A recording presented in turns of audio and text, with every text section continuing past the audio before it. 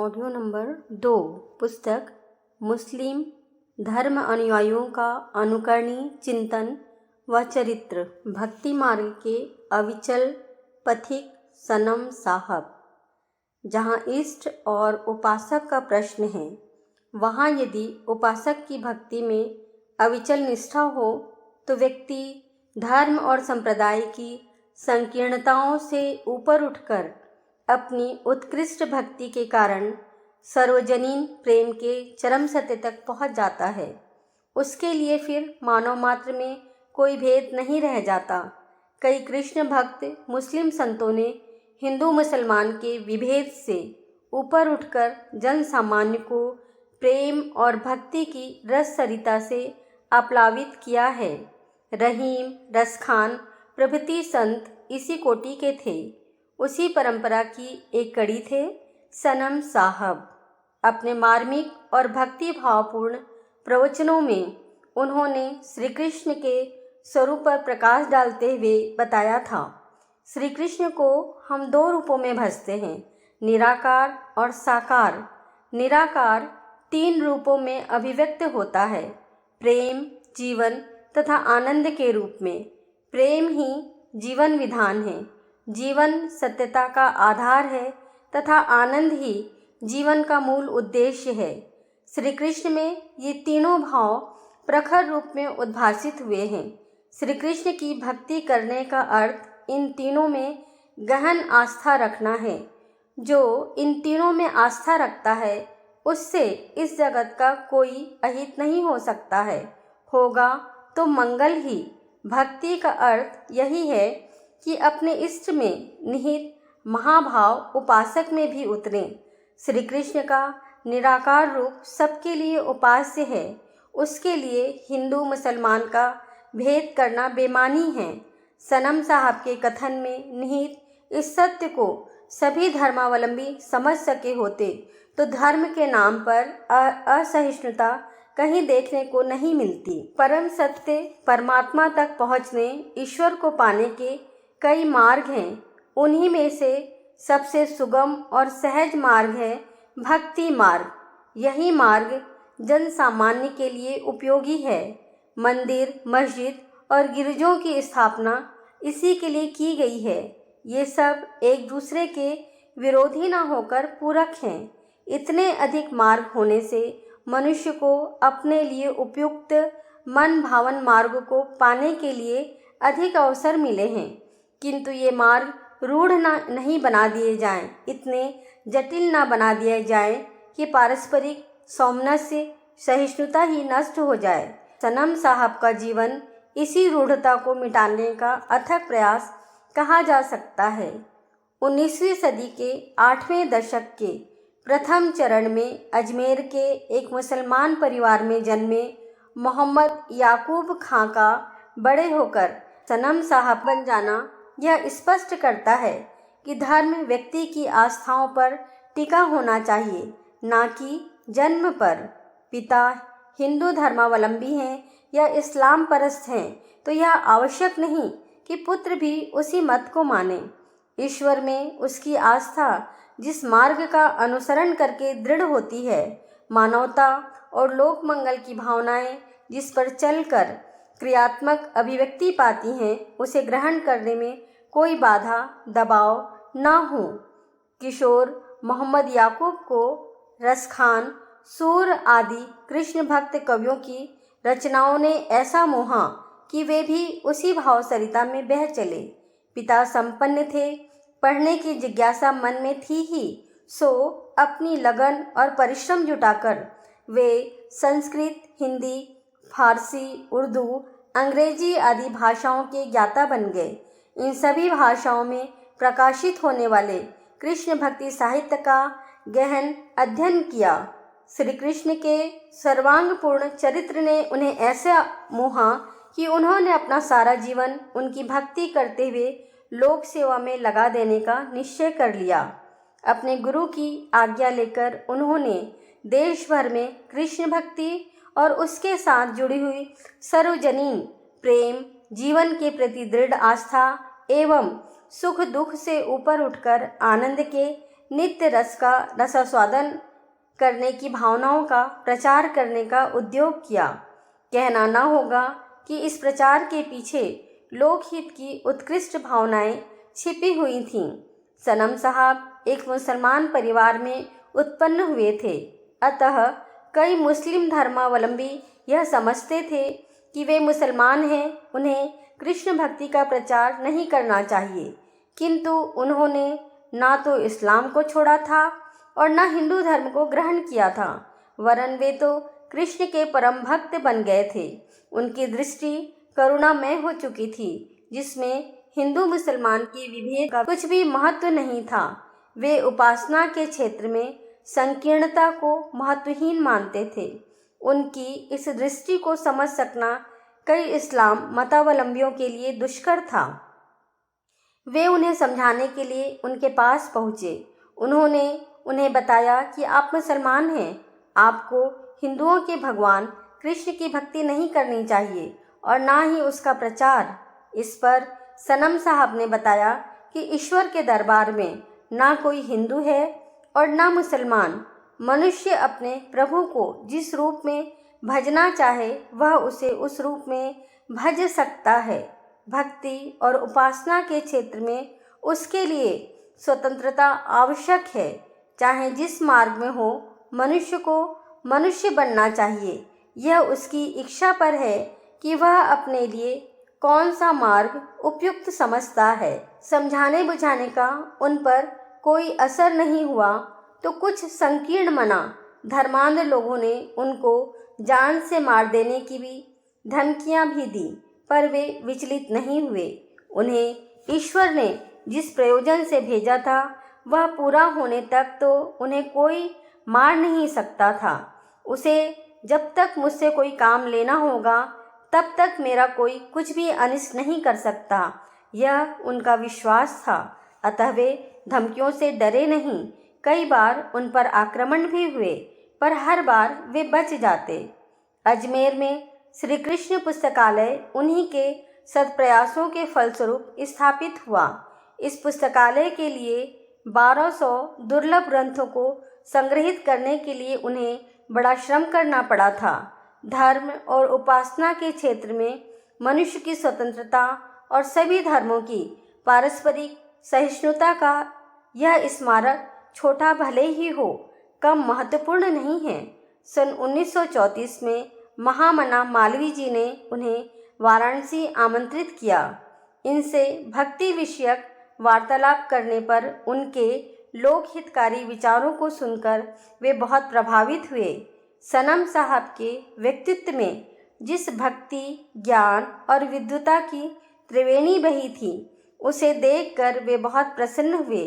महामना ने अपने क्षेत्र में उनके कई प्रवचन कराए। उनकी निष्ठा और भक्ति से कई हिंदू भक्त भी बहुत प्रभावित हुए थे। कीर्तन करना उनके नित्य कर्म का महत्वपूर्ण अंश था। कीर्तन के माध्यम से जन मन में भक्ति और उदात्त जीवन का रसोद्रेक करना और उसे दिशा देने में वे सिद्धहस्त थे। उन्हीं जैसा एक ईसाई कृष्ण भक्त रोनाल्ड निक्सन से भी उनका निकट संपर्क रहा। भारतीय संस्कृति और धर्म के एक पहलू भक्ति मार्ग पर आरूढ़ रहकर जनजीवन में धर्म श्रद्धा को बनाए रखने का, उसे विकसित करने, परिपुष्ट करने का उनका जीवन यज्ञ अबाध गति से चलता रहा था। मार्ग के अवरोधों की परवाह उन्होंने कभी नहीं की। वे किसी की आस्थाओं पर चोट नहीं करते थे। वे श्री कृष्ण को अवतार मानते थे, पर जो उन्हें महापुरुष मानते थे उनसे भी वे किसी प्रकार का कोई मलाल नहीं रखते थे। विवाद करने की अपेक्षा वे अपनी भावनाओं को स्पष्ट कर देने में ही अपने कर्तव्य की इतिश्री समझ लेते थे। 15 अगस्त सन 1945 में श्री कृष्ण की लीला भूमि ब्रज भूमि में उनका देहावसान हुआ। जिस प्रकार जाति का जन्म से कोई संबंध नहीं होता, उसी प्रकार किसी विशेष धर्मावलंबी के घर उत्पन्न होकर ही कोई उस धर्म का अनुयायी नहीं बन जाता। यह तो अपनी श्रद्धा का विषय है। व्यक्ति को धार्मिक होना चाहिए, यह तो आवश्यक है, पर उसके लिए कोई दुराग्रह पालना ठीक नहीं।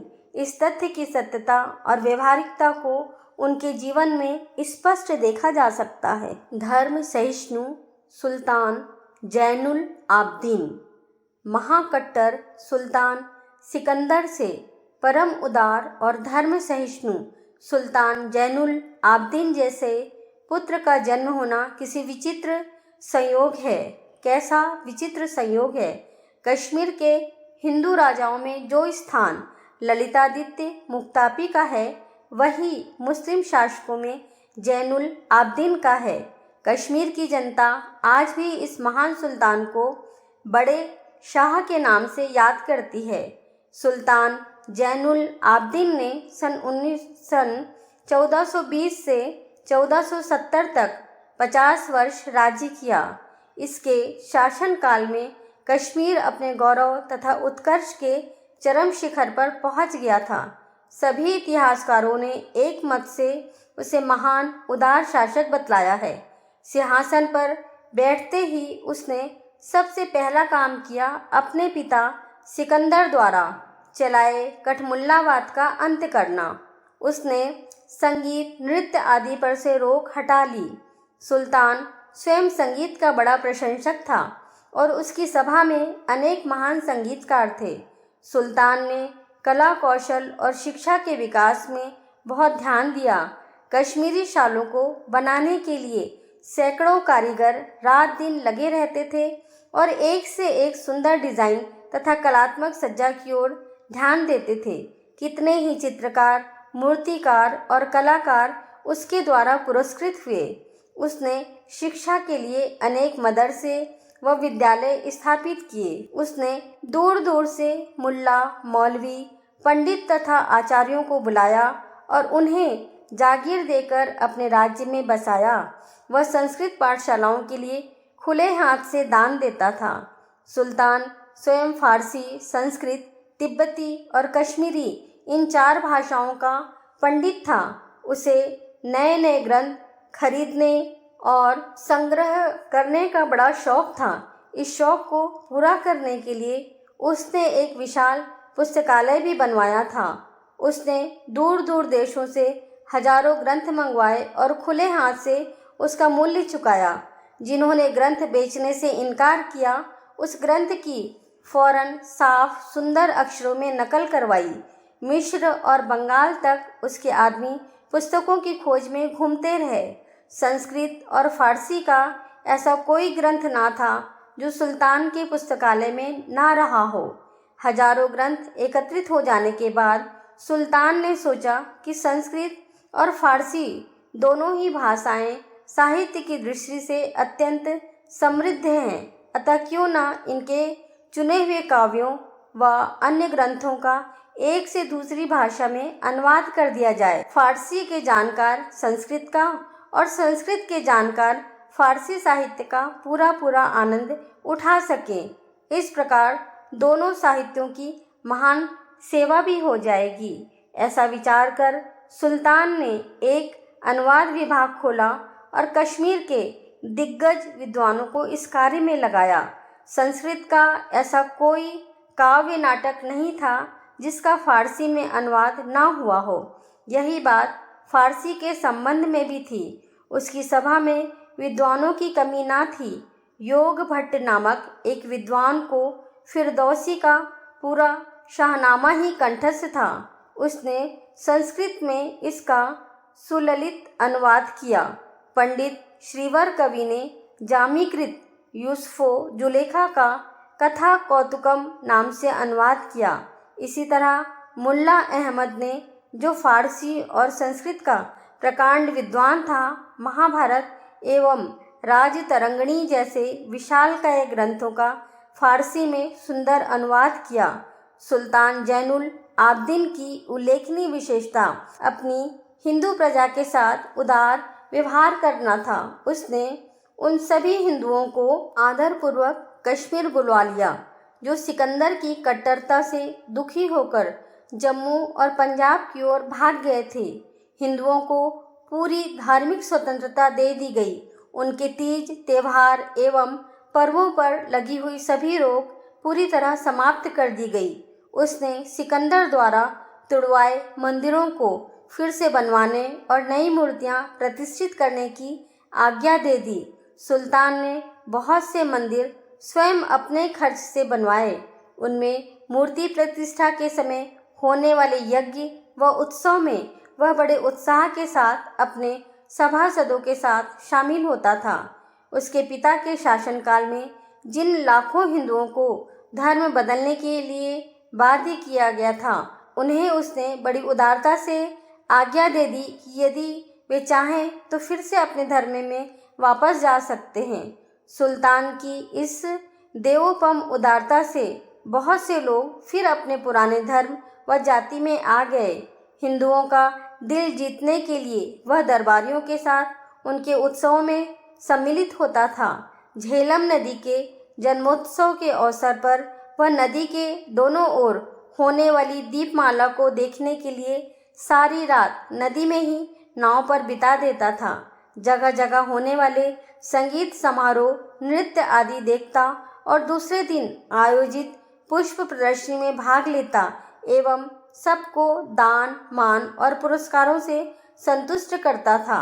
सुल्तान जैनुल आबदीन जाति और धर्म की संकीर्णता से बहुत ऊपर उठा हुआ था। योग्य व्यक्ति ही उसके शासन में ऊंचे पद पर आते थे। जाति और धर्म का उसमें कोई भेदभाव नहीं होता था।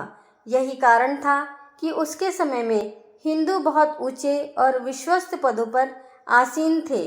कर्पूर भट्ट और शिव भट्ट नामक दो आयुर्वेदाचार्य ब्राह्मण सुल्तान के व्यक्तिगत चिकित्सक थे।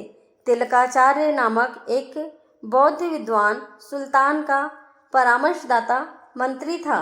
श्री भट्ट नामक एक विद्वान ब्राह्मण सुल्तान के उच्च न्यायालय का प्रधान न्यायाधीश था। शिव भट्ट और रुपये भट्ट उसकी सभा में महान ज्योतिषी थे। सुल्तान बहुत न्यायप्रिय था। वह जब तक राज्य के विभिन्न भागों का दौरा करता रहता था और खलीफा हारून रशीद, विक्रम एवं भोज आदि की तरह वेश बदलकर रात को घूमा करता ताकि प्रजा के सुख दुख का पूरा पता लगा सके। यदि उसे कोई सरकारी अधिकारी रिश्वत लेता हुआ या अत्याचार करता हुआ मिल जाता तो वह उसे सख्त सजा देता था। उसने मौर्य सम्राट अशोक की तरह अपने राज्य के नियम बड़े बड़े शिलालेखों में खुदवा दिए थे। गांव-गांव में ताम्रपत्रों पर उसकी विभिन्न आज्ञाएं खुदी रहती थीं। आज भी श्रीनगर के पुराने संग्रहालय में उसके बहुत से ताम्रपत्र एवं शिलालेख देखे जा सकते हैं। सुल्तान ने कश्मीर की आर्थिक स्थिति सुधारने का बहुत यत्न किया। उसने खेती की दशा सुधारने के लिए अनेक नहरें बनवाई। श्रीनगर की भार नहर पर 7 पुल बनवाए जिससे आवागमन और व्यापार में बहुत सुविधा हो गई।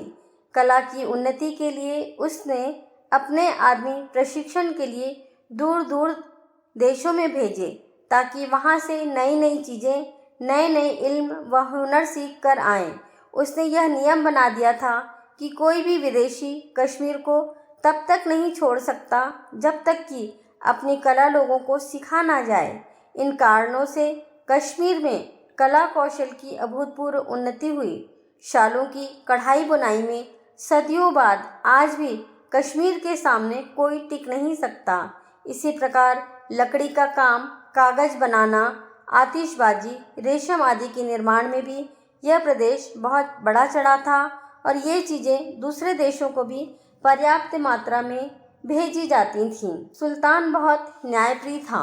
न्याय करते समय वह धनी, निर्धन, ऊंच नीच और अपने परायों का भेदभाव पास फटकने भी नहीं देता था। चाहे किसी आदमी या अधिकारी ने अपराध किया हो, उसे उचित दंड भोगना ही पड़ता था। एक बार उसके एक विश्वस्त साथी मीर शाह ने क्रोध में आकर अपनी पत्नी की हत्या कर दी। सुल्तान ने इसके फलस्वरूप उसको मृत्युदंड दिया था।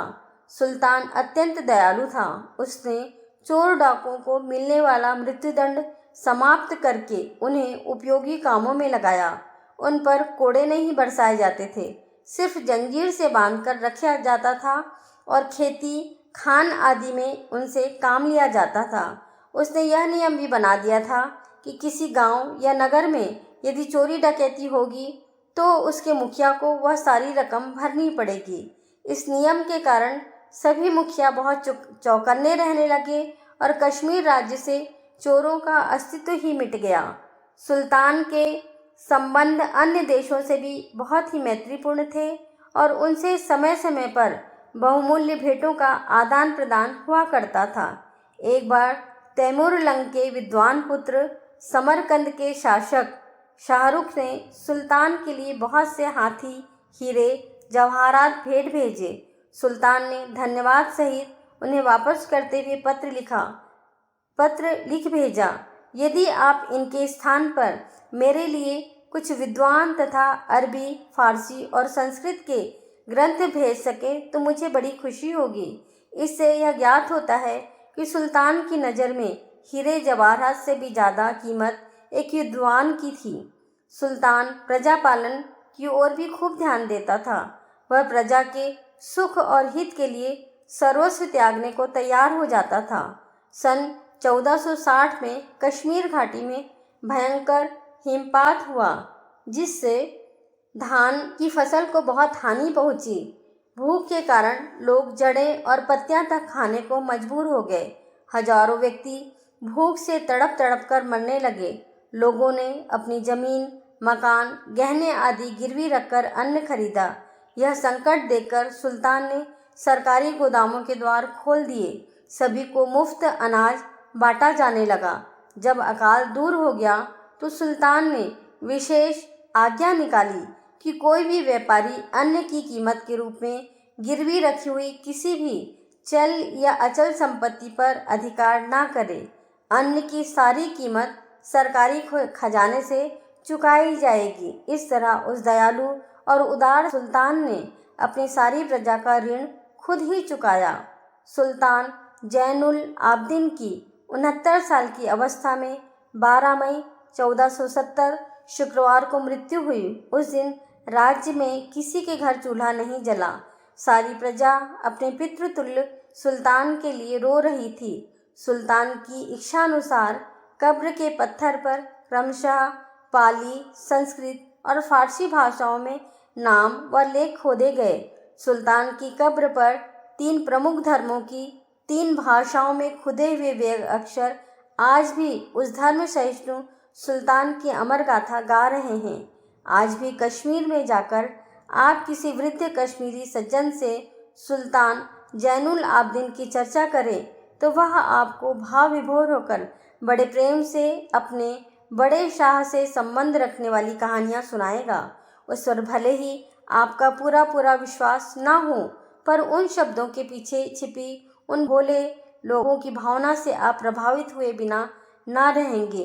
पाटलिपुत्र में जो स्थान सम्राट अशोक का और उज्जैनी में विक्रमादित्य का है, वही स्थान श्रीनगर में सुल्तान जैनुल आबदीन का है।